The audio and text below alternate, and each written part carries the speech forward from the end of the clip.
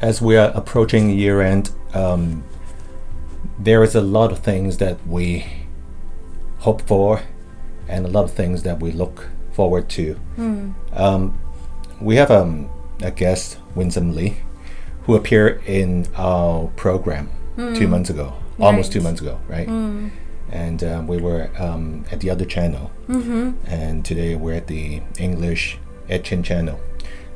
First of all, we have to promote a book, which is the translated version called Raising Freedom's Banner: How Peaceful Demonstrations Have Changed the World. So this is written by a senior counsel, Paul Harris, and he was in the program just very recently. Now, we are almost doing the countdown for the year, and a lot of people have lost hope, especially after COVID and the social movement from last year, right? I have a lot of my classmates actually are contemplating leaving Hong Kong. And some will stay. They say they still want to defend Hong Kong, the Hong Kong heritage, meaning the Cantonese language that we speak, the traditional Chinese that we use, and different things, just defending Hong Kong in general. Now, Winsome, you are a forensic anthropologist, and I will ask you what you do later.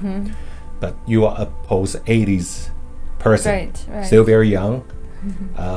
We have approached half-time, and then we are approaching, the second half of life already. So for you guys, it's a little bit different. A lot of people think that it's not quite worthwhile to stay in Hong Kong for everything that's going on with the national security law, NSL, and all that, right? So are you still having hope in this city?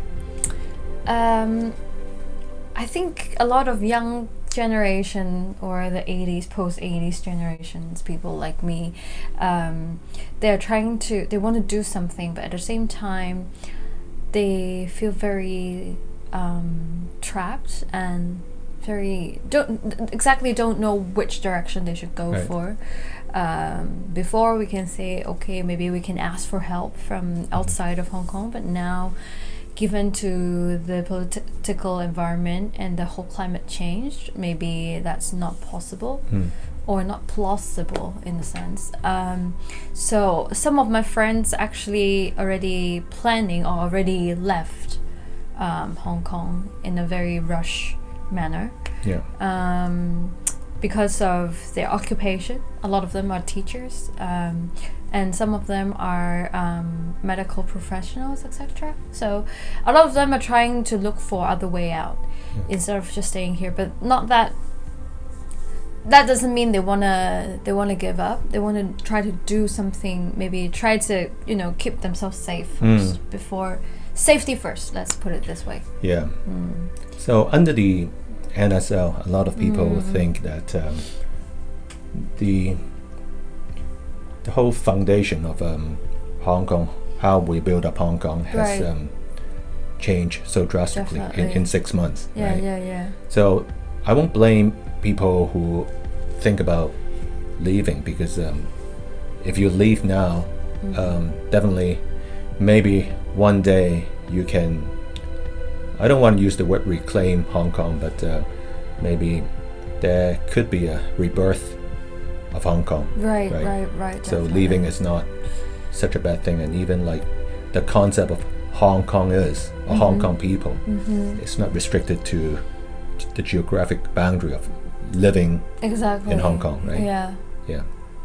So it's kind of sad to I want to have a more upbeat tone per se, so to speak, right? But seems like it's tough, because we know that the next media founder, Jimmy Lai, will be in court as well. That's the quarterfinal appeal coming Thursday, right? So that determines the fate, whether he can be outside or behind bars. But the scariest thing is that the pro-Beijing loyalists, they want to send him to China to be tried in court, right? Yeah. And most people who are having a trial in China, usually you can get out. Right. Yeah. Right? Yeah. You have a hefty jail sentence. So, but anyways, I wanna ask for God's protection and also for His intervention for someone who has faith. But let's go to a totally different topic.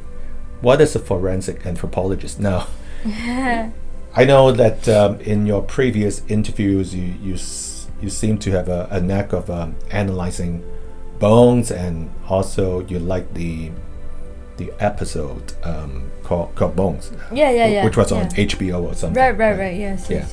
Well, what is forensic anthropologist? Forensic anthropologist is the person who uses human osteology, which is the bone knowledge, to trying to tell as much as we could about the dead. So we can tell like how that person lived, and the sex, the age, and maybe the height, etc., etc. Even a lot of times we can tell a lot about the traumas, the pathologies, and sometimes the stress markers. So if a person was repetitively did something while they were alive, then maybe we can tell it from the bones, like tell them exactly what they did, and are they athletes of some sort, or are they a heavy labor, etc., etc. Right. So if there is a case of a genocide in a village, a tribe or something, if you dig out something from the grave, from the ground, you can tell whether there's something terrible happen. Right? Yes. Yeah. So from the grave, the bodies that we exhumed, we can tell how that happened. What's the order of the people in the grave, like being either dumped into or either killed. Right. So by looking at the layers and stuff, that involve a little bit of archaeology, but that usually what and how we do it, and then we can also tell if the person was being executed, or if they were being tortured while they were still alive, or in the very last moment of their lives. So these are some of the aspects that we can tell from the grave as well. Okay. Well, I hope 30, 40 years later, when people dig out something from Hong Kong, I don't know, in Central of sorts, right? There won't be an ethnic genocide, but some people half-jokingly say that we might have a Tiananmen type of execution, but at a very slow pace.